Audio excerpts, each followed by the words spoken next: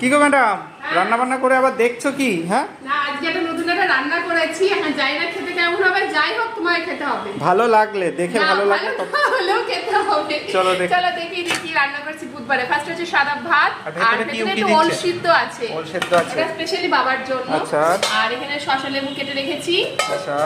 আর এখানে করেছি ওলের ডালনা। ও দারুণ, গন্ধটাই দারুণ। আলু দিয়ে ওলের ডালনা করেছি, বাবার জন্য একটু সেদ্ধ দিয়েছি, বাবা সেদ্ধটা খেতে বেশি ভালোবাসে। আর এখানে করেছি দেখো দই বেগুন। কি করেছো গো? আমি দই বেগুন করেছি ফার্স্ট টাইম। দেখে তো ভালোই লাগছে, চেক করব খেতে কেমন হবে প্লিজ। ঠিক আছে, আমি বলবো, খেয়ে রিভিউ দেবো। আর কি আছে?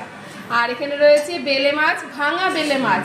শাশুড়িমা বললো এরকম ভাবে করো। আলু দিয়ে? হ্যাঁ, আলু দিয়ে এরকম এটা এরকম মাখো মাখোই হয়। মাখো মাখো করতে খেতে কিন্তু খুব ভালো লাগে। আর কি আছে? সেজন্য করলাম। আর এখানে বেলে মাছই রয়েছে, ছেলের জন্য আলাদা করে তুলে রেখেছি। কাটা খেতে পারবে না। হ্যাঁ।